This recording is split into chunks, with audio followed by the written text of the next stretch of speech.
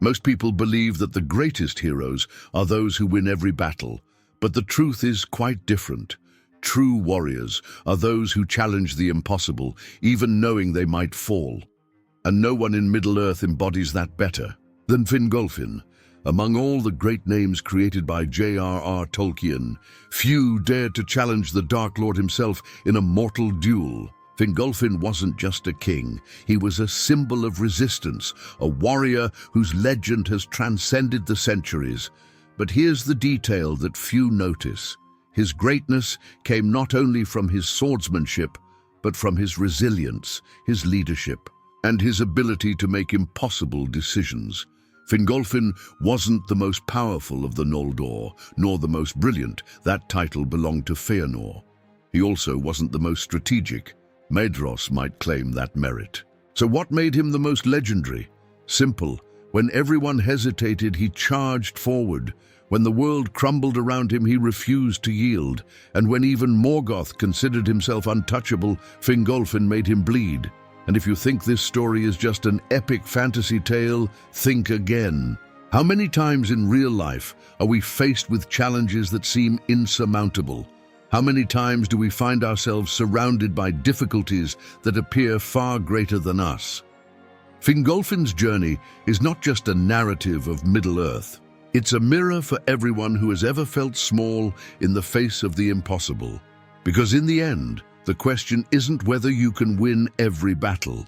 The real question is, will you have the courage to fight anyway? Get ready to learn. The legend of Tolkien's greatest warrior. But be warned, after hearing this story, you'll never see Middle-earth or the challenges in your own life the same way again. Fingolfin wasn't just a leader, he was a symbol of resistance, honor, and determination within Tolkien's vast mythology.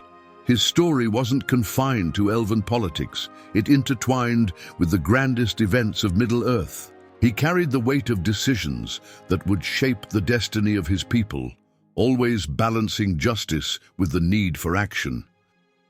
In times when doubt loomed over the Noldor, his presence was like a beacon in the darkness. It's no wonder that, to this day, his name resonates as one of the noblest within J.R.R. Tolkien's legendarium. Unlike many leaders driven by ambition, Fingolfin was guided by a sense of duty that transcended his own ego. While others sought glory, he sought stability for his people, even when that meant facing nearly impossible challenges. Imagine someone in the real world who, despite adverse circumstances, always strives to make the best decision for the collective. And that's the kind of leader who isn't corrupted by power. If we think about history, figures like Winston Churchill and Abraham Lincoln carried that same stance. They made tough decisions not for personal gain, but because they knew they had to be made. Fingolfin's relationship with leadership wasn't just strategic, it was deeply emotional. He felt the weight of every life under his command and knew that his choices would have lasting repercussions. This reminds us that in the modern world, leading isn't just about giving orders, it's about bearing the responsibility for the outcomes. A good leader doesn't shy away from battle, whether literal or metaphorical, and faces challenges head-on. In Middle-earth, amid Morgoth's brutality, Fingolfin remained unshaken because he knew his presence was the last hope for many. Yet even the noblest of leaders faces dilemmas. On numerous occasions, Fingolfin had to choose between following his own judgment or yielding to the will of others. How often do we face such choices? The difference between a leader and someone who merely holds a position of authority is the ability to make hard decisions without losing one's humanity. If there's one thing we can learn from Fingolfin, it's that greatness isn't in never falling, but in rising each time you do. A lesson as valid in Middle-earth as it is in the real world. His name echoes through the ages as one of the greatest kings of the Noldor, not because he sought power, but because he held firm when everything around him crumbled. Leaders like him aren't born in times of peace, but in the crucible of conflict and adversity. and it is in that fire that our own character is forged. The question remains, can anyone walk that path, or is it something you're born into? Well, Fingolfin found his answer by facing challenges that few would dare, and he still had many more ahead. From the very beginning, Fingolfin lived in the shadow of Feanor, his half-brother and the brightest and most impulsive of Finwë's sons. While Feanor was a wild genius, creator of the Silmarils, and driven by an almost obsessive passion, Fingolfin embodied reason, balance, and resilience. They were not just brothers, but opposites, on a scale that never found equilibrium. This rivalry wasn't merely a power struggle, it was a battle of ideals. An example, it's like those great visionaries who defy the established order, while others try to contain the fallout of their unchecked ambition. What makes this dynamic fascinating is that Fingolfin, despite their rivalry, never failed to acknowledge Feanor's brilliance. He wasn't blind to his brother's talents, but he also saw the dangers that came with them. In the real world, think of the relationship between Nikola Tesla and Thomas Edison. One was an innovator, a genius ahead of his time, yet often impulsive and reckless. The other was more calculating, pragmatic, and methodical. Just as Tesla and Edison clashed over their visions for the future, so did Fingolfin and Feanor over the destiny of the Noldor. This rivalry was fueled by Morgoth's manipulations, sowing distrust between the brothers and making their differences even more irreconcilable. It teaches us something valuable. Great conflicts often aren't born from insurmountable differences, but from external influences that stoke chaos. How many times do we see companies, families, or groups crumble not because of their own leaders, but because of those working in the shadows to sow discord? Fingolfin, even while perceiving these schemes, had to deal with the fallout of a division he never truly desired. Yet, despite all the pride and resentment between them, Fingolfin still followed Feanor to Middle-earth. Why? Because above all, he believed in duty, in commitment to his people, even if it meant following someone he didn't agree with. This raises an interesting question. How far is it worth staying true to a purpose, even when you disagree with its leadership? How many times do we find ourselves in that position in the modern world, in a job, a project, or even personal relationships, where we feel we must carry on despite the difficulties? And so, with unresolved resentments and an uncertain future, Fingolfin marched toward a destiny he hadn't entirely chosen. But what followed not only tested his patience and loyalty, it tested his ability to survive the impossible. Because when Feanor made a cruel and unexpected decision, Fingolfin found himself facing a challenge that would separate the strong from the weak. And as always, he refused to be second. The spark of the tragedy came when Feanor's followers, in their haste to depart, attacked the Teleri elves and stole their ships at Alqualonda. Fingolfin and his people were dragged into this carnage, without fully understanding what they were doing. In the heat of the moment, driven by loyalty and confusion, many ended up fighting against those who should have been their allies. It was the first sign that the journey to Middle-earth would not be glorious, but stained with blood and regret. As so often happens in history, those who follow impulsive leaders don't always realize the destruction they leave behind. The true betrayal, however, came later. When they reached the coast and the ships were ready, Feanor, in an act of pure selfishness, took the vessels for himself and left Fingolfin and his people behind. He not only abandoned them, he burned the ships, cutting off any chance of return. Imagine the scene, a vast army, betrayed, isolated, staring into the icy abyss of the north, with no choice but to press on. If there's a moment that defines Fingolfin's resilience, it's this. He could have given up, he could have returned to Valinor, humiliated.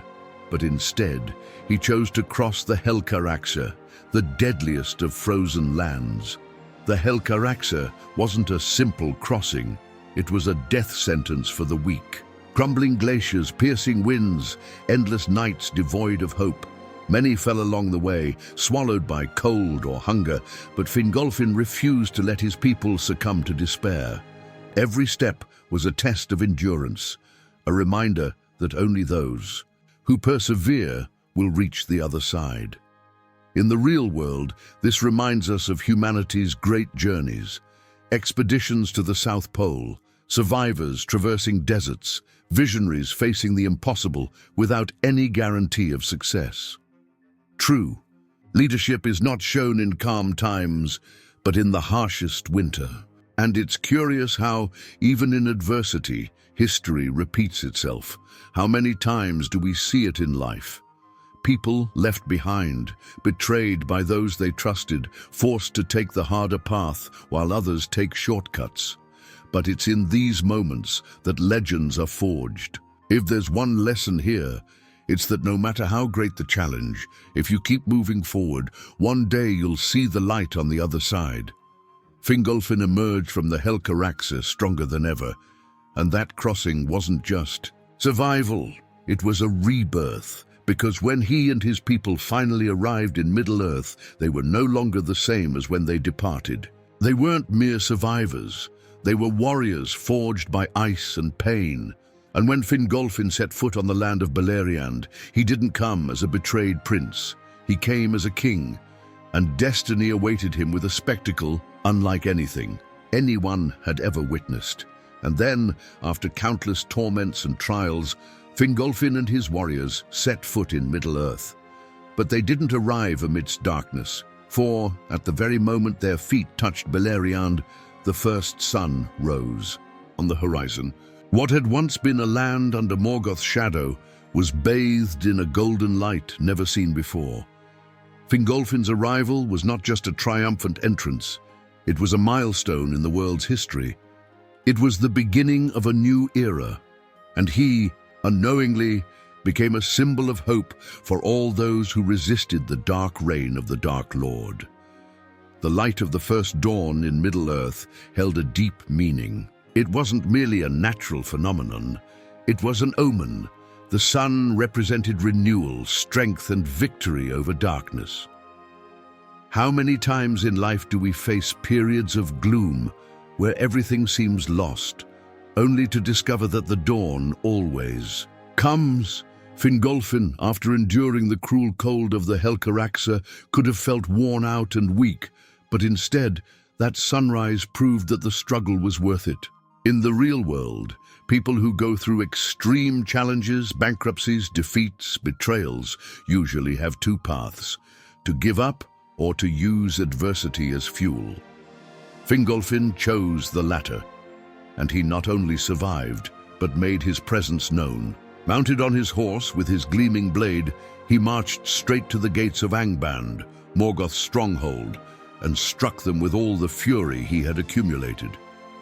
The mountains trembled, and even Morgoth shuddered within his fortress. This was the first declaration of war by the Noldor in Middle-earth. Fingolfin didn't need words. His steel and his courage spoke for him. In modern times, there are moments when good intentions or plans aren't enough. You have to act, leave your mark, show that you're here to make history. That dramatic arrival also solidified his role as the true king of the Noldor. While Feanor burned with ambition and was consumed by his own obsession, Fingolfin had faced the impossible and triumphed. His actions began to attract the loyalty of many who had once followed his half-brother. And this is a truth that holds to this day. Leadership isn't imposed, it's earned. People follow those who prove their worth, who show strength even in the worst circumstances. And Fingolfin, arriving in Middle-earth with the sun rising by his side, proved he was worthy of being called king. But that was only the first great victory. Fingolfin now needed to ensure that this light continued to shine, and that meant one thing: war. Middle-earth still belonged to Morgoth, and if the Noldor were to take their place in this new world, they would have to fight for it. Peace was still a distant dream, But Fingolfin was more than ready for battle. The war soon came. Morgoth, realizing that the Noldor were settling in Middle-earth, launched a brutal assault against them. But Fingolfin, now the supreme king of the exiled elves, wasn't a leader who waited for enemies to come to him. He struck first. And so, in the great battle of Dagor Aglareb, Morgoth's armies were crushed with a fury the Dark Lord had not anticipated. The victory was decisive. The orcs were decimated, their hordes shattered, and the siege of Angband began. For the first time, Morgoth no longer reigned alone in Middle-earth, and this battle would mark the beginning of what came to be known as the Long Peace. For 395 years, peace reigned. This doesn't mean that there were no threats, but rather that Fingolfin and his allies had built such a solid fortress that Morgoth feared to attack. Think about it. Nearly 4 centuries without a major war. Something rare in any era, whether in Middle-earth or our world. This teaches us that a leader's true strength isn't just in winning battles, but in ensuring they don't have to happen all the time. How many civilizations in history were destroyed because they couldn't maintain peace? Fingolfin understood that a momentary victory wasn't enough. He needed a long-term strategy. It was during this period that the elves strengthened their alliances with men, especially with the House of Hador. These alliances would prove fundamental in the future, showing that often strength lies not just in the sword, but in the alliances we build. In the modern world, successful companies, nations, and individuals know this. It's not just about being strong, but knowing who's by your side when conflict comes. Fingolfin saw in men something other elves ignored: the potential for growth, the ability to become valuable allies. And he was right. But even in times of peace, darkness never completely disappears. Morgoth, though cornered, was not defeated. Deep within his fortress, he schemed, gathered forces, and waited for the right moment to break the siege. And that's a harsh but realistic lesson. Life may grant us periods of calm, but challenges never cease to exist. There's always something lurking in the shadows, waiting for the slightest opportunity to strike. Fingolfin, even as a great strategist, knew that peace wouldn't last forever. He could feel the storm approaching. And then, after almost 4 centuries of relative tranquility, chaos returned with full force. Morgoth finally made his move, and the world around Fingolfin began to crumble. The king of the Noldor knew that the moment of truth had arrived, and this time he wouldn't wait. He would march alone into the heart of darkness. When Morgoth finally broke through the siege of Angband in the Battle of the Sudden Flame, the devastation was immense. The Noldor's defenses were shattered, cities fell, and the balance of power in Middle-earth changed drastically. Fingolfin, seeing his people perish before the advancing gloom, was overtaken by a furious despair. Yet unlike many who retreat in the face of the inevitable, he did the unthinkable. He mounted his horse, Rochalor, and rode alone to the gates of Angband. Picture the scene: a lone warrior crossing devastated lands while even Morgoth trembled. On his throne, it wasn't an act of desperation, but of defiance. Fingolfin wouldn't accept defeat without etching his name into the history of Middle-earth. Upon reaching the fortress gates, he raised his sword and struck the iron gates so forcefully that even the subterranean halls of Morgoth trembled. No one else would dare to do such a thing. And then, with his wounded pride, Morgoth accepted the duel. The Dark Lord descended from his throne to face a single opponent, something he had never done before. This moment teaches us something powerful. Even the greatest tyrants, when confronted directly, can be forced to react. In the real world, think of those moments when individuals alone defied entire empires. Revolutionary leaders, visionaries, warriors who chose to fight rather than live in submission. The battle was epic. Fingolfin was swift, agile, a lightning. bolt cutting through the darkness. Morgoth was a mountain of raw power, each of his blows shaking the earth. Yet even so, the elf wounded the Dark Lord 7 times, something no other being in Middle-earth had ever achieved. For every blow he received, Morgoth felt the sting of pain and humiliation. The scene recalls those historical moments when a lone warrior stood against an entire army, like Leonidas and his 300 Spartans. Fingolfin, even knowing he couldn't win, turned his fight into a symbol, a reminder that no matter how powerful an enemy may be, he can be struck down. However, no warrior, no matter how legendary, can defy a fallen god forever. An enraged and bleeding Morgoth used his colossal weight to crush Fingolfin. Yet even as he fell, the king of the Noldor did not surrender. With his final strength, he severed the enemy's leg, leaving a wound that Morgoth would never forget. It wasn't a defeat, but a sacrifice. Fingolfin died, yet his name became eternal. His struggle proved that Morgoth wasn't invincible, that even the most feared of beings could be brought down. And that, in itself, was a victory. And so, the king passed away, but his legacy never faded. The memory of his courage ignited the hearts of those who continued to resist the forces of darkness. Because in the end, true greatness isn't in never falling, it's in fighting, in such a way that your name echoes through the centuries. And in Tolkien's world, no one embodied that truth better than Fingolfin. Now that you know Fingolfin's legend, the question remains, what about you? How do you face the challenges that cross your path? When confronted with difficulties, do you retreat or press on like Fingolfin, even knowing the battle might be tough? Fingolfin's story isn't just a Tolkien tale. It's a reminder that, in life, it doesn't matter if the enemy is bigger, stronger, or appears invincible. What truly defines a real warrior is the courage to lift the sword and fight. Think about your own journey. How many times have you found yourself facing your own personal Morgoth? It might be a professional problem, a crisis moment, an obstacle that seems impossible to overcome. But the question is simple. Will you let fear paralyze you, or will you move forward like Fingolfin, knowing that every blow you strike could change the course of history? The world doesn't belong to those who wait. It belongs to those who dare. And before you go, I want to leave you with a challenge. Take this energy and bring it into your life. How can you apply Fingolfin's mindset to your daily routine? It might be in your career, in your relationships, or in your boldest goals. Pick one area of your life where you need to act with more courage and make a decision today. Because in the end, the only battle lost is the one you refuse to fight. If this content made you see Middle-earth and life in a different way, then don't stop here. Subscribe to the channel, turn on notifications, and keep exploring the greatest epics in history. There's so much incredible stuff coming, and you won't want to miss it.